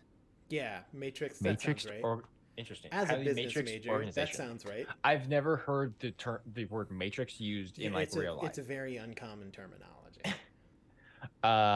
Ability to provide clear and concise direct feedback to So partners, skilled. or direction and feedback to partners, and the ability to influence others to embrace their recommendations. Strong project management skills, experience with marketing. You have experience. I'm a marketing major, actually. Yeah. Accidentally. Understanding the challenges associated with being a global organization. I know that we have at least one person who watches us who lives in a different country. That counts. At least one person. At least one. Proficient with Microsoft Office applications, Oh, especially PowerPoint and Excel. I used to make all of my Dungeons and Dragons maps using Microsoft Word. So I would say that I'm pretty proficient. Did you know that there is like that there is an Excel sport. What? There's like a Excel Like spreadsheet, who can like create a like spreadsheet the fastest? speed running in essence, Interesting. where they have like developed like better shortcuts, and they're like, yeah, with the release of 7.5.9, they added in this shortcut, and people are like formatting a Excel document. They're just coding in Excel. Yeah, it's wild. Like they have like a specific like end goal of this sheet, and it's whoever can get there the fastest using like shortcuts, and like, oh yeah, they actually found that it's like 0.5 seconds faster if you highlight and drag rather than do it manually, like stuff like that. And it's wild. It is. I wouldn't say it's interesting, but the fact that it exists is kind of crazy. That is kind of crazy. But yeah, I mean, Aaron, I mean, maybe we should just hit the apply now I'm button, in. Yep, put me in, coach. All right. Let's see. I would first move down to name Washington if I had a job at Wizard of the Coast. I would First probably hate name. myself. is Aaron. Are you Last name. seriously? Social security number is blank. Here's your credit card information. I'm just saying. But see, oh man, see, once you attach your resume, I can't do that for you. I'm sorry. Oh, yep. Yeah. Well, you could. As your legal assistant, I need access to that first. So yeah. Yeah. Well, what a bummer. We're not getting employed at Wizard of the Coast today. I'll have to change the title. That's funny. Or Aaron, there are several jobs open for Magic Arena too. Oh, that's probably out of my field house. I was gonna say most of them have to do with like softwares engineering and like game design stuff. All right, I've changed the title again to make it more fitting for the situation, because I don't actually get to work at Wizard of the Coast. I'm just absolutely clickbait. I don't know about anyone else. I'm having a blast today. That's hilarious. Oh man. So to get more on the topic of what we do on this show, we talked a little bit about what our plans are for the next episode, which is basically going back to Glossia, going back to Sigil, picking up Cather, stuff like that. Are there any like goals that you as Drew, whether it be with Leshka or with Cather, have for the next episode? Like, what are things you want to investigate, conversations you want to have, spoilers that you want to give us regarding the potential return of Cather? Well, so I mean, I don't know. See, the tricky thing is, I don't know at one point in the episode where to find Cather, because if it's at if it's at like the very end of the episode, right, then I can't like really worry about that too much. Although I do know how I hope we find Cather. I don't know if it's actually going to be what happens, but I hope we kind of find Cather in a certain way. Yeah, let me give a quick guess as to this is how I think we're gonna find Cather. Is we're gonna teleport into Sigil. It'll be right at the end of the episode. I'll tell you that right now. It'll be right at the end. We'll go through this whole thing trying to find Cather and all that. Oh, Maz, you missed a real long conversation about us working at Wizard of the, and by us I mean me working at Wizard of the Coast, as evidenced by the title. If you can put in a good word for Aaron, that'd be great. Yep. Working for you, more like working to usurp you. Aaron will become the yes, I will become the Wizard of the Coast. It's what's gonna happen. Also, I know that you're a lich.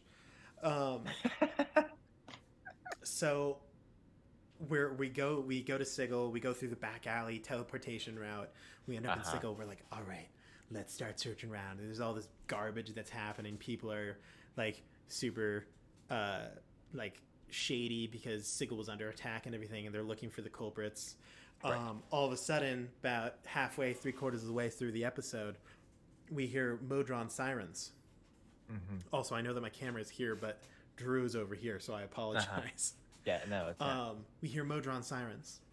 We're like, this has got to be it. We sprint through the streets of Sigil, going in and out of doorways into different places, teleporting to other parts of the city. It's crazy. It's like a dungeon run.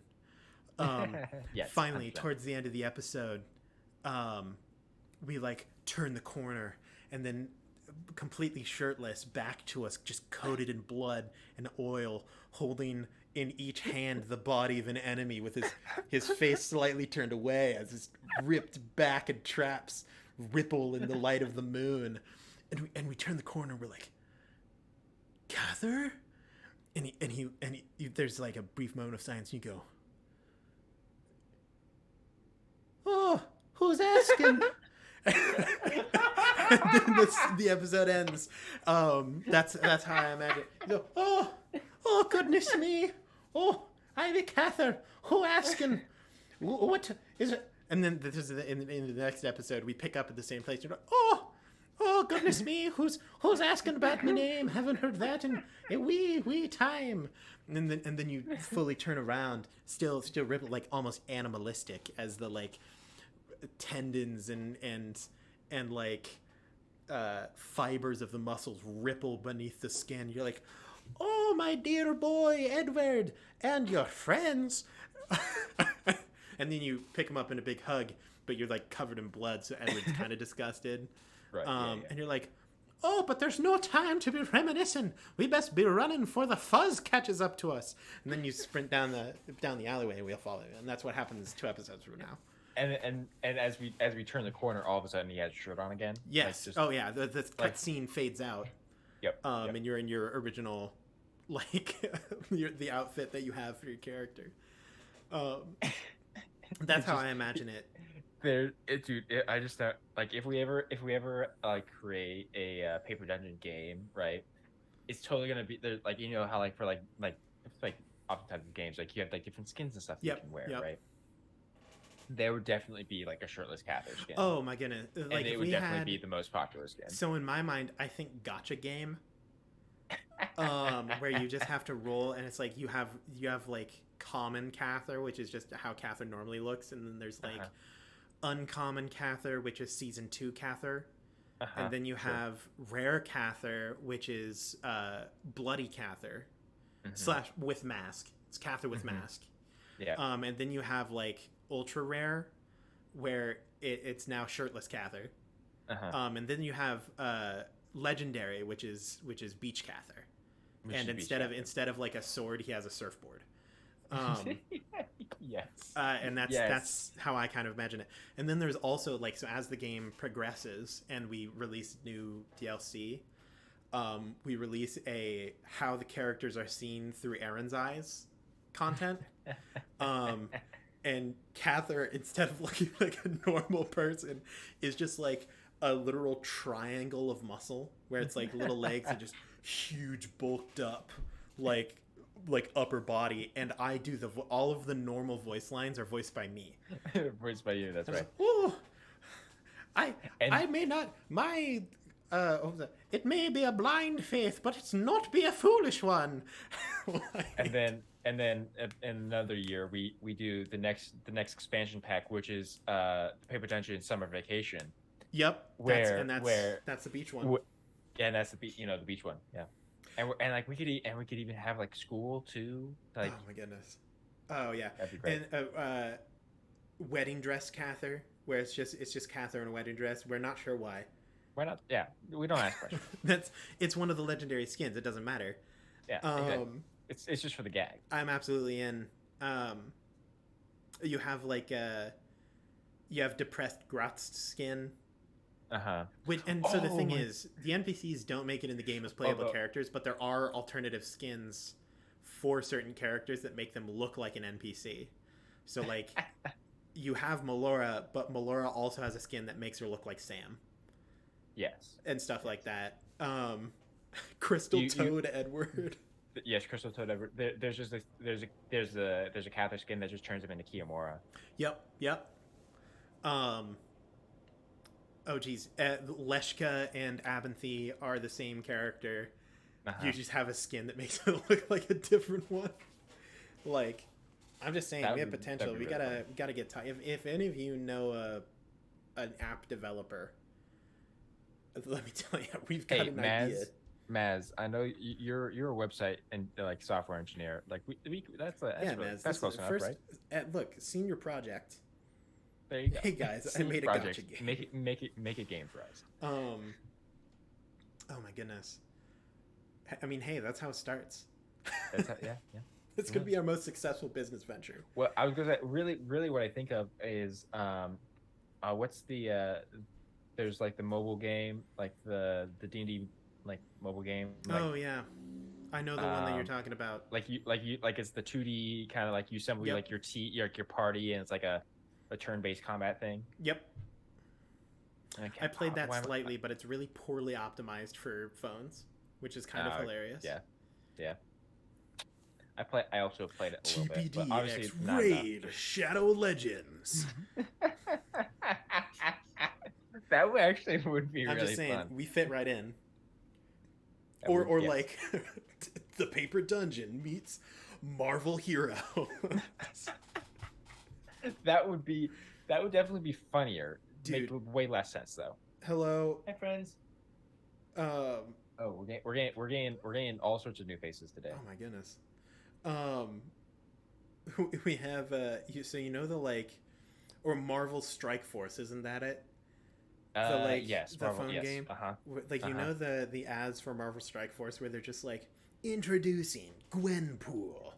Yes. Gwenpool has a very high critical chance, like Right, just right, huh? that, but it's like introducing Melora. Melora has a guaranteed critical hit every second shot.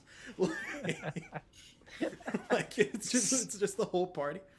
Build your party, and with all members of Fate's Gambit included, you'll gain a plus 25% to hit bonus. Like, right. oh my goodness, That would be, dude. That'd be actually fun. Legendary Tarak is just dead. I mean, by that standard, by that standard, it would, there'll be Tarek, Melora, and Oh my god, and Havel. It's Legendary Tarak is dead, but he's reanimated Tarak. So he like starts off dead actually, and so like, raises. well, so yeah, really, it's just we come out with a skin pack Mm-hmm. where it's Renaya has ascended to full demon prince, and we are all of her undead liches, absolutely. like demons. Oh, Renaya also has a Glossia skin to just look like like Abithy's girlfriend. Yes. Like, hey, this is a pretty sick idea. Well, actually, really, no. It's not even a Renaya skin. It's actually just a Groth skin. Oh yeah. Yeah. No. Yeah, that works. That absolutely fits. That's better. I like that better. And you see, here's the thing, Maz. Pockets and Thimble. You I assume that you have like on your screen. Those are like the like little minions that follow you around in Among Us. Mm-hmm. You can do that, but it's just for your own like yes. menu Yeah. So screen. yes. Uh-huh. But you can buy the like background of like Pockets or Thimble like rolling across the screen or Ginger and stuff like that. Or Ginger, yeah. Poyo. Or Poyo. Poyo would be great. Yeah. Every once in a while, he just runs up and like puts his paws on the screen, like real high up. I'm just saying, we've got money right here. It's present. It's there. It's capable. Now we just need all of you to support us on Kickstarter. Someday, Aaron. One day. Hey, look, a couple years in the future, if we send out a Kickstarter, if you know what's going on. Exactly. If in a couple years the company grows, right, and we are a little more financially stable, and Maz is an incredibly successful yes, and we hire Maz as our full-time programmer. Yep. / still second best mod. And still second best mod. But hey, regardless, it's been 2 hours, Drew. It has been like almost exactly 2 hours, which means that it's time for the end of the stream. I hate to be sad and just disappoint people, but it is time. It is that time for the obligatory end of stream plugs. We have TikTok, Instagram, Twitter, all sorts of social medias. We have a website, www.thepaperdungeon.com. We have a merch store where you can buy merch with our logo and stuff on it. Speaking of merch stores, Lydia Corinne also has a store, which you can buy her merch on t-shirts, pillows, shorter t-shirts, those are just crop tops, as well as maybe even commission your own art, some custom art from her. She's incredible. All of our overlays and character art has been done by her. If you want to support us further, we have a Ko-Fi, we have a Streamlabs donation, and we have a Patreon. On that Patreon, we'll be releasing some special episodes, some duo shots, one with Lydia and Drew playing their characters, and one with Grant and I. Those will be released on the Patreon, and then a couple months later, they will be released to subscribers on our Discord. So if you're not on the Discord, get on that, especially if you're a subscriber. You don't want to miss out on that. My goodness, I wish I did plugs like this all the time. That was so efficient. That was smooth. That was like I'm really a professional. Mm-hmm. Man, can't believe I pulled off that illusion. Yeah. You're starting to get better at your job as a talk show host. Absolutely. Just so you know, the easiest way to support us is to tell your friends and show up, hang out, and watch the stream with you and your friends, and it's a great way. The greatest support you can have is just spreading the word. You know, we like to get paid in exposure. Thank you everyone who came out today and listened to Drew and I rant about putting taunts in Dungeons and Dragons. Thanks for all of your input and listening to Drew attempt to get me a job. That's right. Thank you, for Drew, a job for Aaron. for coming out here today. Oh, it was great. It was a lot of fun. I'm glad I could do it today. Dealing with my lateness. No, everyone who is watching us today, be there on Monday. It will be a pre-recorded session of the main campaign. We will be recording it this Saturday. And then make sure to stop by on the 20th of September for the first episode of Between the Rows, Sins of the Father. Woo. Little seasonal campaign that the finale will be on a Monday. So if you're a consistent Monday watcher, you're going to want to be showing up for those Wednesdays. So that way on that Halloween, the 31st of October, it's a Monday, you're not like, what is this show? Yeah, what is you're happening? Not confused. That's right. Absolutely. So thank you everyone for stopping by. I'm pretty sure that's all the things that I need to talk about today. Oh my goodness. The only thing that I have left to say to everyone here, including you, Drew, this goes out to, you know who I'm talking about right there. You know who you are. Good luck and Godspeed. We will see you next time, Dungeoneers. Goodbye, everybody.